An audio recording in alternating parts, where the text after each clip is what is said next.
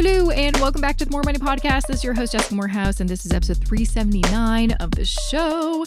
And we're going to be talking about how to mellow when it comes to your money because, money is a lot. And lots of the messaging out there is, get more, hustle more, do more. I know the show is called the More Money Podcast, but as we know, the show, some people don't know, but the show is not about how to get more money. It's really about how to be more, aware of your money, how to save more, how to make more, how to do more with your money. That's kind of the little tagline I added, but also just how to think of money a little bit differently. I don't know. We all know where the show name came from. It's an iteration of an old name, and it's fine. But anyways, it doesn't matter. It doesn't matter. This is not about that at all. I should introduce my guest, Mick Heyman. He is a CFA and founder of Heyman Investment Counseling. He has a 40-year career in wealth management and has been helping individuals and institutions of all sizes to build and preserve wealth with his stress-free method for mellowing your money. Now, I really enjoyed his book because it was, part memoir, part advice, and I love books like that. But it was really interesting to get his insight as someone who was in the industry, but also someone who had a family, someone who, had to manage his own money, and some of the things that he realized along the way, and how kind of money isn't everything. And, we talk a lot about that on the show, kind of just the deeper parts of money, the psychology and the emotional components of money that don't often get talked about, and really bigger picture stuff is, what are we all doing on this planet? We're not just chasing money. That is not enough, because let me tell you, once you reach lots of those milestones, what else are you going to do? You need something deeper and stronger, a deeper purpose, really. And so we get into all of that in this episode. And of course, I'm going to be also giving away of Mick's a new book, Mellow Your Money. So make sure to listen to the end of this episode to learn about how you can enter to win his book, but also a bunch of other books that have been currently featured on this season of the podcast. But before I get to that interview, I want to share a little bit more information about my online course that you may not even know about, but it's been around for almost 3 years, called Wealth Building Blueprint for Canadians. It's a course I built specifically with you Canadian listeners in mind who want to learn how to do passive investing like I've been talking about for years on the show. If you want to get rich slowly, invest for the long term, you don't want to day trade or dabble in something speculative like cryptocurrency or some hot stocks that you find online. You just want to make sure you can retire one day or, save enough for buying a home. And this course can help you. It is specifically about all the fundamentals you need to know about investing as a Canadian, but then I also show you how to build a strategic investment plan and then how to invest in your own portfolio by way of either using a robo-advisor or doing it on your own from scratch. There's lots of worksheets and calculators and spreadsheets that you will not find anywhere else on the internet, hence why I had to build them myself, but also get lifetime access as well as access to the private Facebook group, my monthly Q&A sessions for students,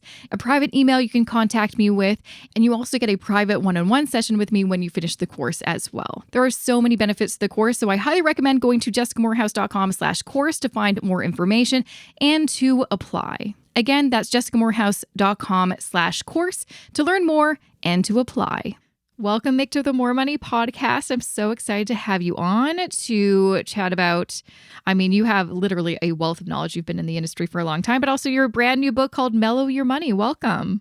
Thank you so much, Jessica. I'm excited to be on here with you too.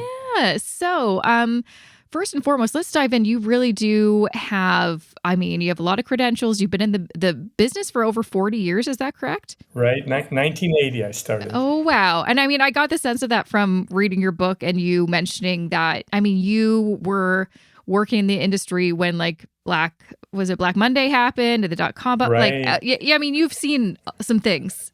seen and suffered through a lot of things.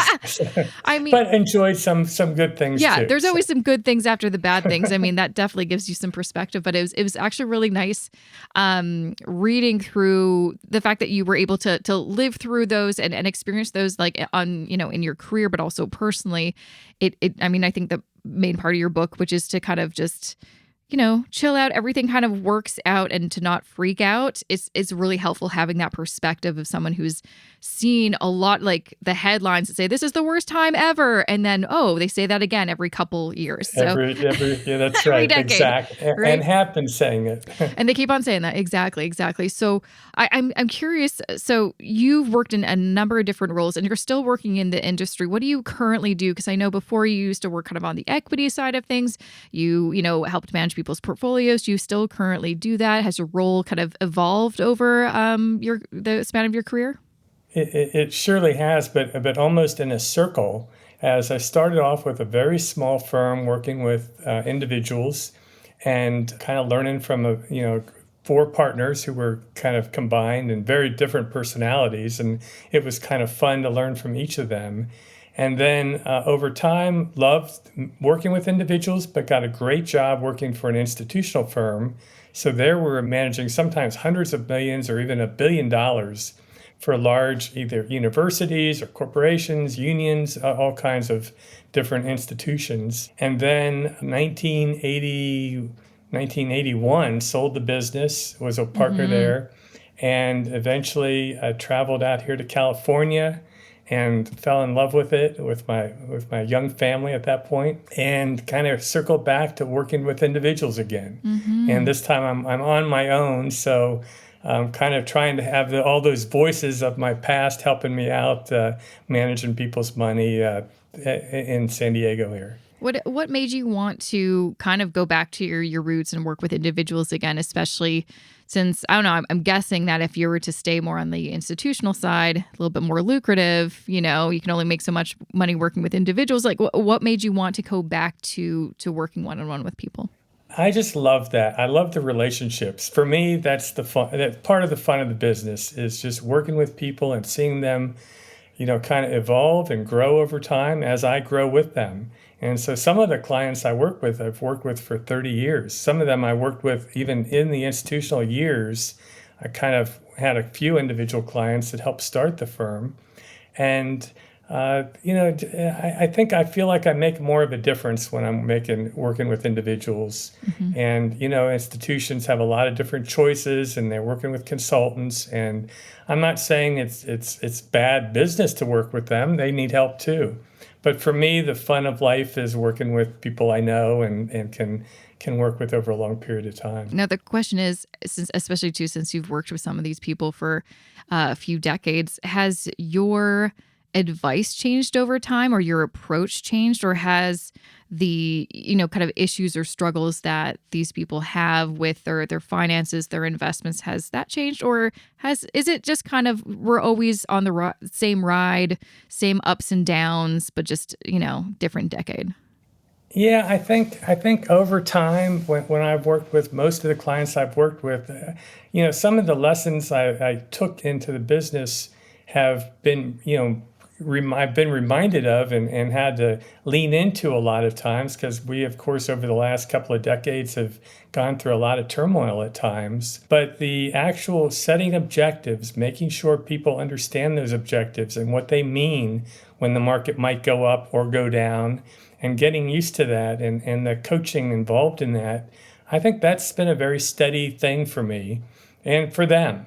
And I think they feel comfortable. I can kind of remember, especially in 2008 when we had the tremendous financial crisis going on, and people were asking me, gosh, are your clients calling you up and are they mad or whatever? And most of the calls I was getting back then were about me. They were worried about me being okay. And so that's, made me feel good. Like we were all, they knew the stocks were down. It was going to be a while. So that's kind of been the good thing, is that it's been a very steady process and kind of staying true to my roots. And now I think the one thing that really drew me to your book and what I really appreciated was your kind of overall approach to money and building wealth and investments. And, especially since you got to experience kind of the heyday, the 80s, the 90s of, and there's all those great movies that show how, how crazy busy it was and how you can build so much money and stock trading and things like that. How did you not kind of get caught up in the glory of it? Because it definitely is. I mean, it's you probably saw a little bit of it, or I experienced a little bit of it in one way during, 2020, 2021, when everyone was going crazy with the meme stocks and crypto and Right. like it just like was overwhelming. But I'm sure it was like that on the trading floor back in those times. How did you always kind of, it seems like your main kind of thing is you've got a level head. You make some good decisions, you take your, time, you're very patient, and that is clearly paid off. And that is like one of the things I liked about your book is it's very reminiscent of other books I've read, which is just a good reminder of these are the smart things to do. And it's because they're so simple, but they're hard to implement. So I'm curious, like, how did you build that kind of resiliency and not get caught up in some of the excitement of it all? Well, and as you've probably read in the book, I didn't always avoid it, Yeah. so that was part of the I guess when you think about, some of the lessons that I tried to write about in the book, it's because in my experience, that's how I learned the most, by getting caught up, making errors, both in my life and in the markets. And one of my favorite books of all time in investing was written about 100 years ago, called Reminiscences of a Stock Operator. And Jesse Livermore wrote the book, I think under a pseudonym, Edwin Lefevre, I believe. And it was about his mistakes. He made and lost millions of dollars, and this is before the fortune he lost or he made in 1929, and sadly the fortune he lost in the 30s, which led to his suicide. Ooh. But here in the early 20s, he's writing about making and losing millions, and each time he's saying, "This is a tuition fee. This is how you learn, and you can either learn from your mistakes, or you're going to keep repeating them." And so, in the 80s was, as I was a young guy, I was, caught up in how much money you could make in trading. And I was trying all these different things, and I'm convinced there are people who are good traders who can make money trading. That it's a full-time job and it's not easy, but not me. Yeah. I proved to myself that's just I don't have the mind for it. And then it took me time to kind of see. One of my first clients, her portfolio and working with her taught me one of the great lessons we used to nickname it benign neglect, which doesn't mean do nothing. It's probably misnamed there, but seeing how doing nothing in her portfolio, because her gains were so large and the tax capital gains rates were so high back then, you couldn't do anything. Time and time again, her portfolio was outperforming everybody's. And so did I learn that immediately? No, I had to kept reminding it. And it doesn't mean do nothing, because obviously if you had Xerox back many years ago, Yeah. that's not something you wanted to, or BlackBerry more recently. Mm-hmm. There are things that change, but most of the time, let your good stocks run and be patient. And those things that you read about and those steps that you read are for real. But the trouble is our emotions. And so I had to learn how to deal with my own emotions, and that's through the experience. And so it took a lot of time and a lot of falling down to get there. I'm curious what your perspective was, especially with young people getting into the market and learning investing for their first time over the past couple of years. I mean, you probably saw, okay, I've seen this before, and people are making the exact same mistakes. Do you think people are actually learning their lessons from, losing some money, investing in some, speculative, investments or cryptocurrency and things like that? Or do you think it just seems like everything is going so quickly, there's not enough time to reflect? I don't know what your thoughts are on that. I do fear that, and I do, hope that, it's not just my book, but there are a lot of great books out there. Gosh, the person you had on, I can't remember her name. Is it Shannon, about the no regret decisions? Yeah, Shanley Simmons, no regret decisions. There's so many people out there with such good advice, but in the end, people are going to have to learn their lessons. But you hope to at least put enough perspective in there so that as they're experiencing these different things, that they can at least not panic too much. That with young people, the fear is that they get advice that is not bad advice, but if they're not told the downside of that advice, they can get scared out.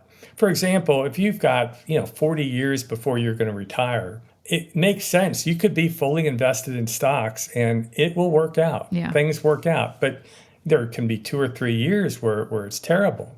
If that's the first 2 or 3 years, then that first $1,000 that you put in, you're going to say, well, this is stupid.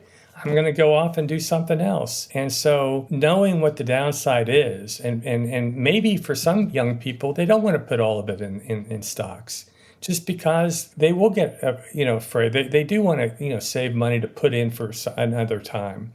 They may want to take some risk with cryptocurrency or some of these meme stocks, but do it with a small amount. Yeah. And then if you get lucky on some of these, imagine you got lucky on Bitcoin and you made $40,000 or $50,000, but then you saw it go back to your, original investment or whatever it was. So hopefully you learn to take some off the table, and I had to learn that with some clients back in the 80s where they bought a stock, they thought it was, and these were experienced people. But when you have something go up, you think, it's never going to go the other direction. I know. Why is that? Like, we never think, it's obviously some behavioral bias. We never think it's going to go down. For whatever reason, we think it's going to go up. I know you shared a great story in your book about that guy who part of his portfolio was, I think it was close to like the .com bubble when he had some oil wasn't an oil company or something? Right. It was actually before the .com. Yeah, before that. And it just skyrocketed. And he made he had a couple thousand or $100,000 and it went to like $1 million. And what happened? Oh, I think it's going to keep going, because you think that the world has changed and you struck gold and you're going to keep on getting more gold. And the other thing going on is the headlines are confirming you. Exactly. They're like, like you read the headlines, you're like, whoa, well, it's great. And of course, the end of the story, lost it all almost. And analysts, very smart people are confirming you. They're going on TV and saying, look at oil and it's going to go up forever. And who would have thought back, in the late 80s when you had or early 80s, late 70s, when you had the gas lines and no one would have predicted that oil would go down for the next 10 years or whatever it did. And they certainly didn't believe that was possible. And so, and then the sad part of that story is once something does start going down, then you have those regrets. Yep. And it's so hard to get out. It's hard because I guess it's kind of admitting that you're wrong or there's a failure, even though you're like, no, if you get out now, you're still going to be ahead. But it's hard. Even if it's down 50%, that $1 million, if it's down to 500,000, was still a ton more money than the few thousand that got out, unfortunately, when it finally bottomed out. But there's always that hope. And I guess that's the other point about the market is it is emotional. When you look at the steps and the things you need to do to be successful, it sounds so easy. And then something happens to trigger you, and we all get triggered by different things. But that emotion of, the stock goes down from 40 to 34, and you're thinking, if I can just get it back to 37. Yep. And then it goes to 32 and it's back to 34 and you're thinking, maybe I'll wait a little bit. And all of a sudden it's 25 and you're thinking, what have I done? Mm-hmm, it's just. So I guess what's the kind of solution? Like, obviously part of it is like, we need to be less emotional. That's something that we need to learn. But ultimately, is it that, it shouldn't just be about chasing those winners? You need to have a policy. You need to have some sort of system in place, or, whether that's having an advisor that you can talk to discuss, hey, this is, someone on the other side who's less emotional, who'd be like, this is when we should sell, or just having something, if this dips by this percent, we need to sell and stick by that. But again, I know people have a hard time sticking with some of those policies that they set for themselves. Yeah, and I think you don't have to have a one size fits all. For example, if you have a blanket, something goes down 10%, I'm going to sell it, and then the market goes down 10%. Well, guess what? You'll lose everything. So I tend to focus on either large positions that can hurt me, or stocks that go down so much that they've proven to you don't know what's going on. It's one thing for a stock to go through its normal wiggles that it tends to do, and some are more volatile than others. Apple is going to be more volatile, and Nvidia more volatile than Procter & Gamble. But each of them have their normal corrections that go on. It's when they break those trends that I think you got to pay attention. And then at some point, you have a BlackBerry or a Xerox, and you draw a line in the sand and say, there are other stocks out there. Yeah, I'll move along. And I guess the other thing that's worth thinking about, plenty of people are using index funds, and some of my clients are too. And I applaud both.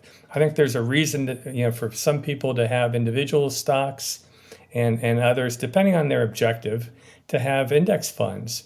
But the important thing, I think, if you're an index fund investor, is know what you own.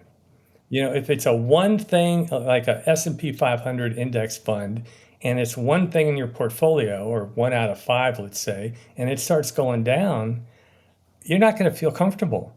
But if you look inside the fund, which Morningstar is a company that everybody could get hold of, and you look at what's in that company, in that fund, you say, it's Apple, it's Microsoft, it's Procter & Gamble, it's Johnson & Johnson. Oh, I'm okay. Mm-hmm. Most of that fund are stocks that I know about. And so I think knowing what you own is really important, and what they do and all those other lessons that people have. But even with funds, I think it's important to know what you've got. Yeah. I mean, I think I talk to people all the time. Most people have no idea what they're investing in. They're like, I have some mutual funds. I'm like, well, what's inside? What kind and what companies are in there? They're like, I don't know. And that's crazy when you think about it. I mean, it's not their fault, because I think a lot of people think they're doing the right thing. And, it's not everyone knows this stuff right off the bat, but you wouldn't buy any other product without doing a little research about what's in there. What is in what are the ingredients? Yeah, what are the ingredients in this, right?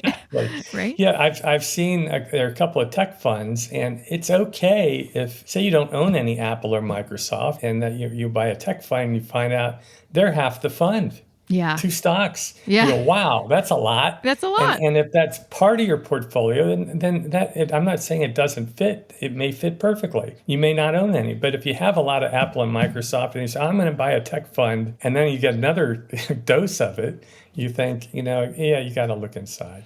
Yeah, well, I see a lot of that, just like, especially on Instagram. There's sometimes, people, they're like, oh, buy these ETFs. And they'll give a few, own these 3 ETFs. And then I, look them up. I'm like, do they know what they're owning? Because those 3 ETFs, they have different names. They have a different number of holdings, but the same holdings.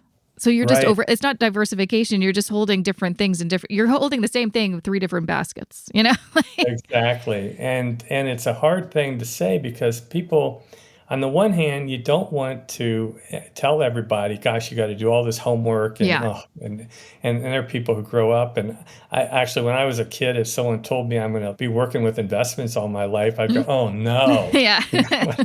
No one dreams to be a financial advisor, do they, when they're a kid? I guess not. Exactly. And so, you're telling them to do certain things. But I think what you want to emphasize is, if you do these things, then you can have peace for a long time. And you don't have to watch these 24-hour shows that are spouting off, oh, we got a recession coming. Oh, maybe not. Maybe it's this or maybe it's that. And all these things that are going on 24 hours a day with the current news, you can put that to bed.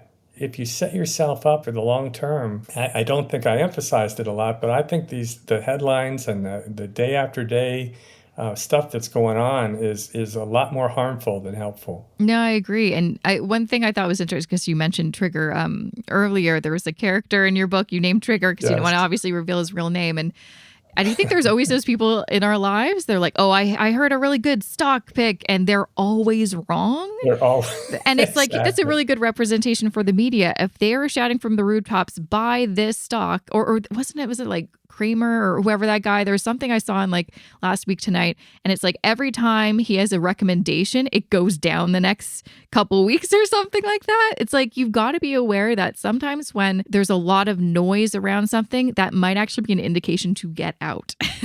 That's no question. And just, if you just Google the headlines at some of the peak times of the market and some of the lows, I mean, and these are, what you'd say financial publications, Barron's, Wall Street Journal.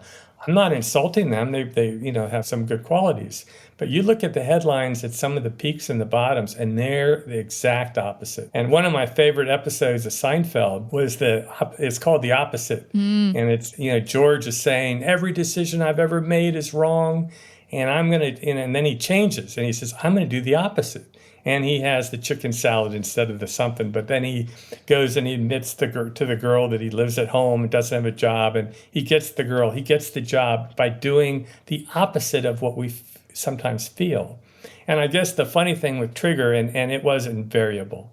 every time he made a big bet, you knew, oh And my this was a God, guy he that got you it. worked with. How did he still Yeah. have a job? Like, Well, I never understood how he never kept score. yeah. Because the little things he'd say I made $1 on this trade or $1 on that trade, but then he'd lose $10 on the next trade, and yeah, I don't know how he retired, but but the other thing that I'd point out is, as much as that was a funny thing that we laughed about, we all have an inner trigger. Mm-hmm. Mm-hmm. We all have that emotion that can cause us to do the wrong thing. And it's recognizing, gosh, when I'm really fearful, take a step back.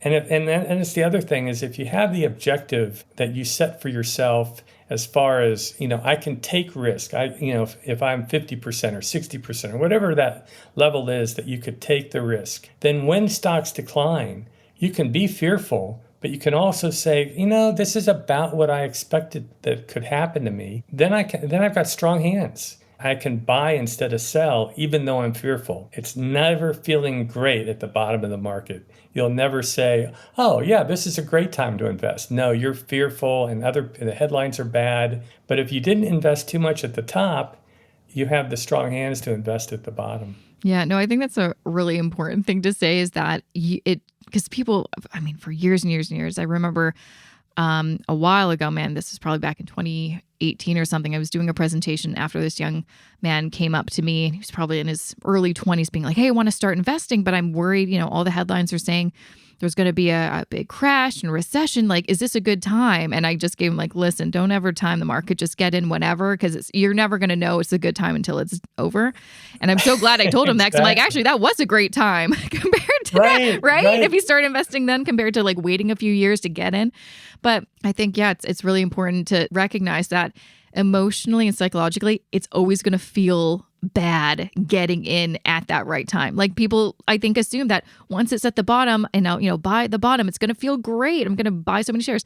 No, because the sentiment everywhere is that don't do that. The world is collapsing, everything. It's going to be hard. And then even just holding on to what you're doing and continuing to, buy shares of an index fund when things are going down, it feels awful.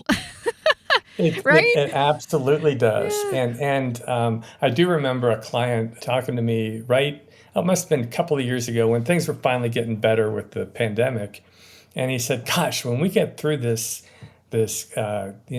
pandemic thing, things are going to be really rolling, aren't they? And it's like, no. And I wasn't predicting a down market. I was just saying there's always the next thing. There's always the next thing. It's never clear sailing. And I guess the opposite is true too. When you are feeling really good about things, and generally the market's up, and say you've got that 60% or 70%, whatever it is that you were comfortable in the market, naturally stocks will take that higher.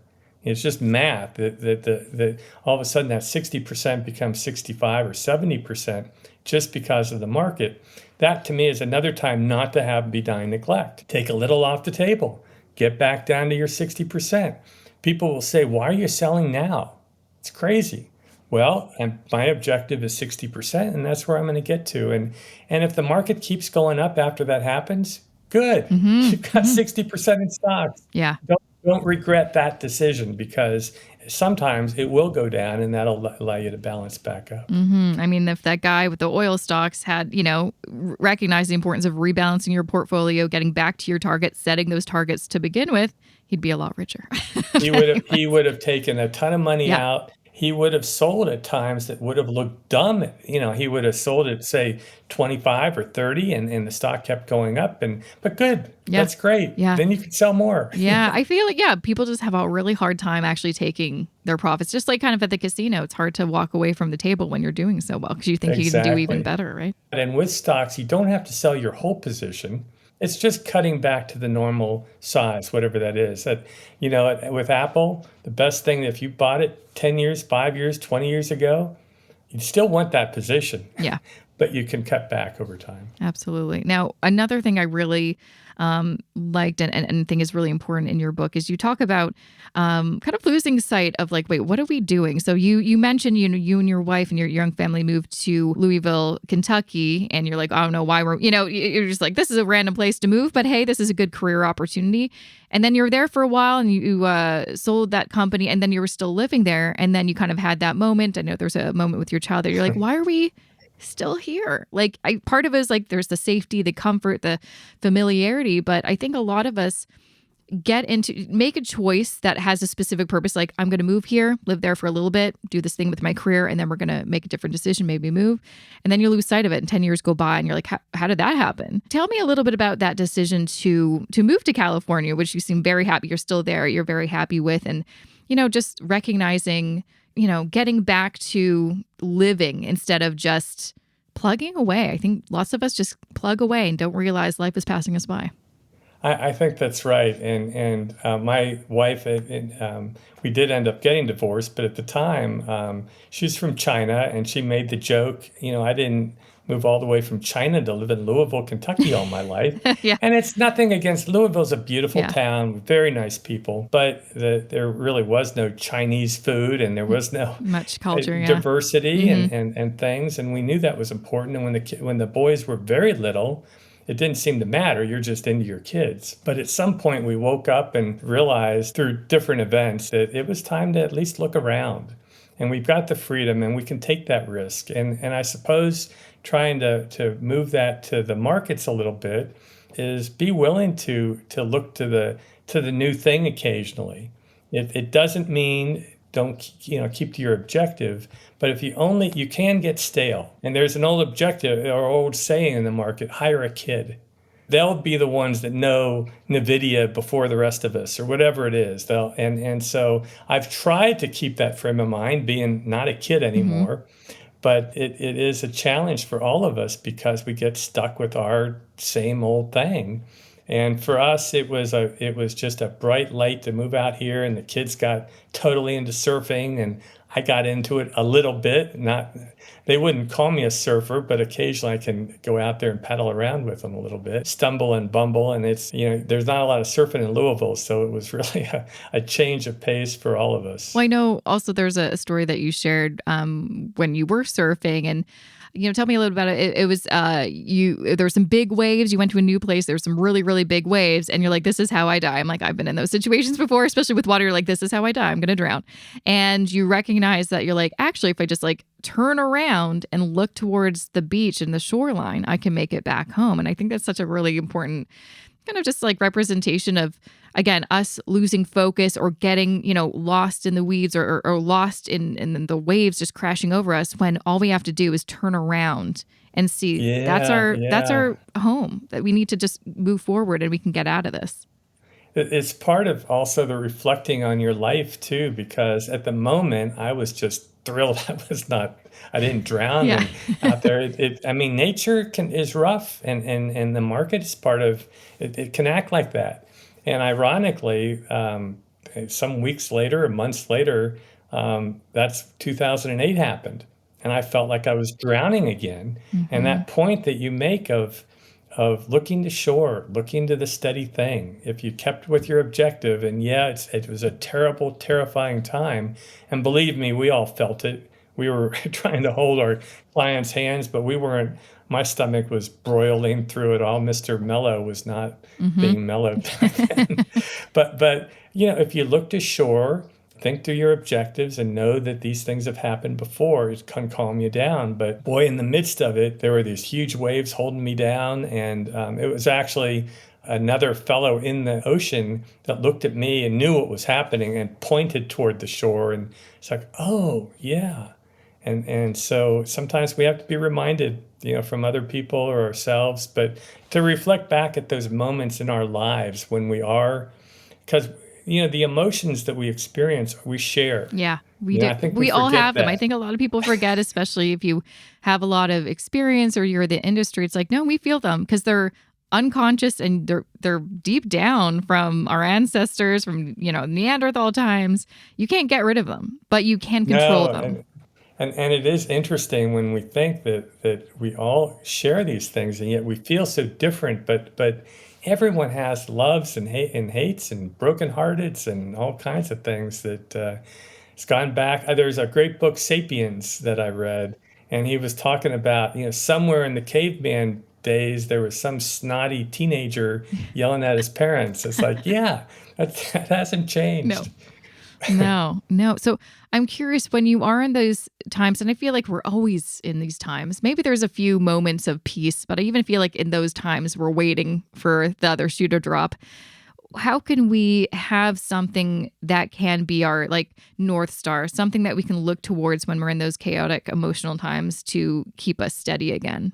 For me, it has really helped to kind of lean into history a little bit. Mm, That so often, I heard it so often in the pandemic, this has never happened before. right? Yeah. And you're And like, how this many, is, this is, I mean, maybe this scenario specifically, no, but there's similar things that have happened, right? this emotion, and it's certainly the emotion you feel when Oh, things are yeah. out of control. Mm-hmm. And surprises happen all the time, and they're going to keep happening. And so that was one of my first lessons in the business, where I had to go back and collect this data back in the, from the 20s on. But instead of just writing down the numbers, I would be looking at the headlines. And it was the first history. I never liked Yeah. history as a student, but here I was learning history through the headlines. And it was amazing to me that we were even, of course, there's Pearl Harbor and the Kennedy assassination, but in between there were numerous things that people thought, oh my God, this time it's different. And they always say in investments that those are the four most dangerous words, because it's not different. The new paradigm, now it's AI. Of course, the internet back in the 90s, it's happened before and will happen again. And things pass and the market goes up and down. But in the midst of those things, you need to both reflect that the objective you've set encompasses these potential surprises. And so that'll help you. And so if you're 100% in stocks, it's going to be really scary. But if you accepted the fact that it can go down 30 or 40%, and you lean into the fact that over time these things pass, you'll be okay. If you couldn't accept that at the beginning, then, if you had 60% in stocks, you think, I'm down, but I'm not down as much as I could be. Those are the things you want to try to anticipate, so there is a shoreline to look back at. Yeah. Well, even you mentioning AI, it's funny that you mentioned that I feel like there was so much chat in a couple of years during the pandemic of, the meme stocks. It's like, oh, we're going to take over Wall Street. We're fighting Wall Street. The little guy's going to win this time. And, a lot of people just lost a lot of money in meme stocks. And then the NFTs, this is new thing. And crickets, lots of people lost a lot of money.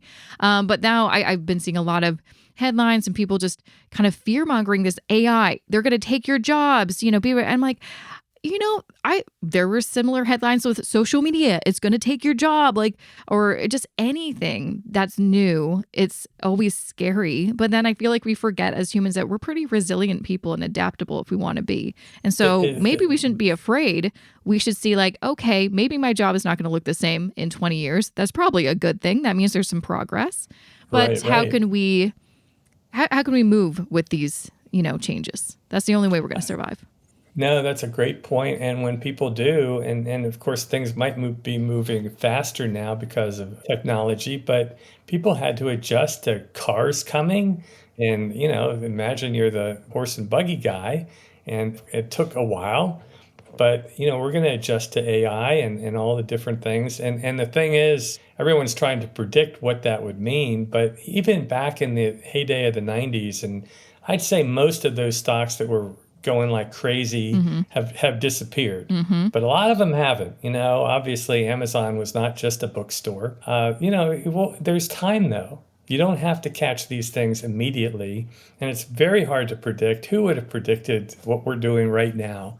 And, back 20 years ago. But there's time. You can take your time and look at what's stable and what's going to be there, in 5, 10 years. And sometimes we'll be wrong and you got to move away from it. Mm-hmm. But yeah, be calm and know that there is time to take advantage of these things. Yeah. Instead of thinking, oh, this is going to take over things and everything's going to get worse, where's the opportunity there? Like the fact that we're in very different parts of the world right now, recording a podcast, you were able to, write this book, and I was able to buy it and get it in a few days.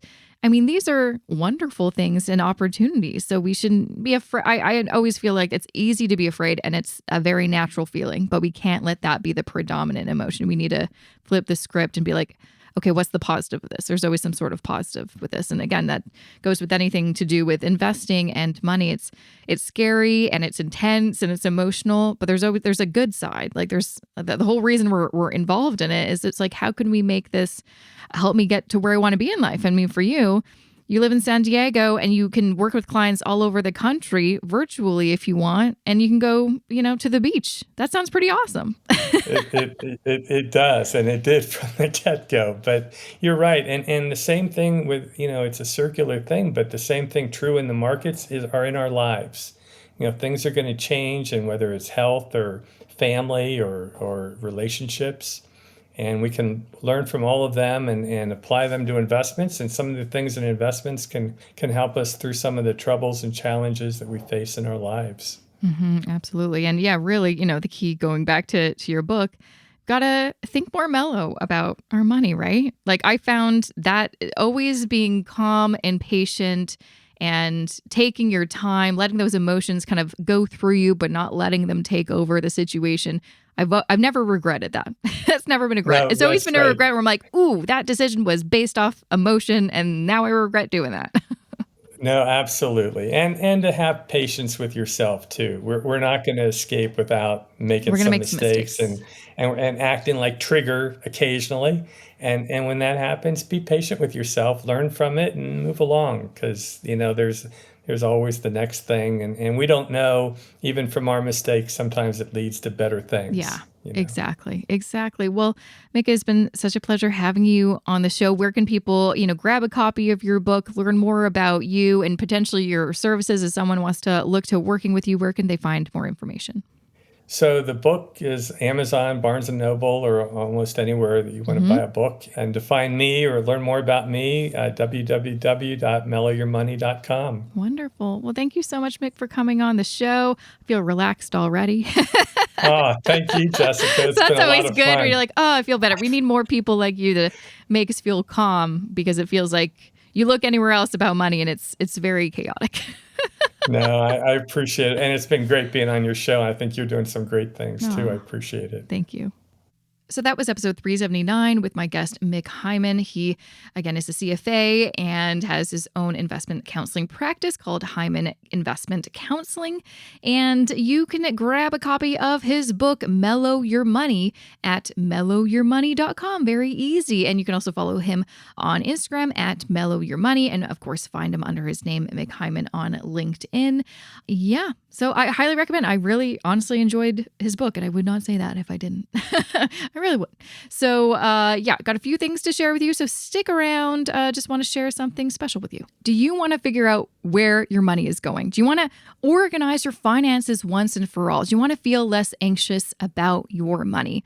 Well, I have a great tool for you. My collection of budget spreadsheets, which you can find at jessicamorehouse.com/shop. These new and improved budget spreadsheets have helped thousands of people over the years, and these are honestly the budget spreadsheets that me and my husband still use today. They come in Google Sheets and Excel. They also come with a comprehensive video tutorial to show you exactly how it works, and they're very easy to use. Not only that, I've got versions for pretty much any scenario. So if you're an employee, I've got a budget spreadsheet for that. If you are self-employed, I've got a budget spreadsheet for that. If you're in a couple and one of you is an employee and one of you is self-employed, I've got a budget spreadsheet for that. I've got 7 different budget spreadsheets for any kind of situation. So no matter what's going on in your life and your income, I've got a budget spreadsheet for you. So if you want to take action and see some progress with your finances, this is one really easy step that you can take right after listening to this episode. Just go to jessicamorehouse.com/shop, find the right budget spreadsheet for you, and then start making some moves that future you will be really, really thankful for. Okay, first and foremost, make sure to enter to win a copy to win his book, Mellow Your Money, or any of the other books that I'm currently giving away. Let me look on my list to find out what those books are, because there's quite a few books now. There's Bad with Money by Gabe Dunn, Thanks for Sharing by Eleanor Tucker, The Confidence Map by Peter Atwater, Money is Zen by Manisha Thakor, The Immigrant View by Ayo Owodunni, and we've got more books to come,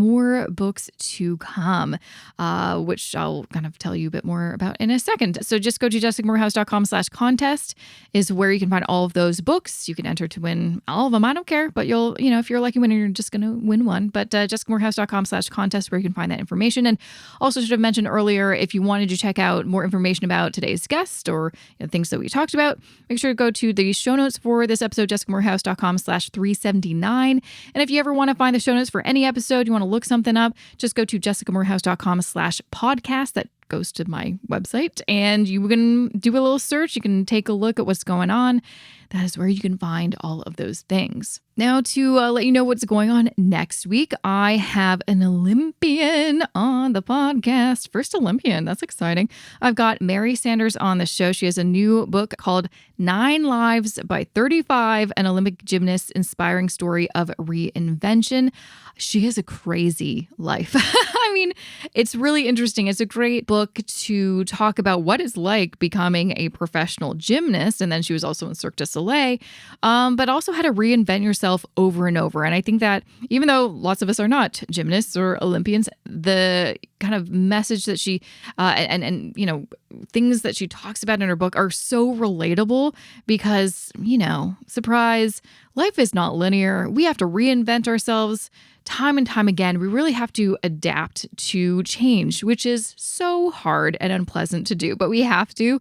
And, it's always worth it in the end. Every time I've made a pivot or taken a risk or just done something different than maybe the path that I, foresaw for myself, it was always something I'm like, gosh, I'm glad I did that. Gosh, I am really happy how things have played out. And sometimes, that's kind of what makes life exciting, is not like, how boring would life be is if you set your own path and then just did exactly what you thought you were going to do and end up where you thought you were going to end up. That's boring. No, we want some excitement. We want some surprises, don't we? I don't know. That's one way to rationalize it, I guess. But yeah, so that is what is going to be on the podcast next week. So yeah, that is really it for me. Thank you so much for listening to this episode. I will, of course, be back next Wednesday for next week's episode. And big shout out to my podcast editor, Matt Rideout. I will see you back here next Wednesday. Have a good rest of your week.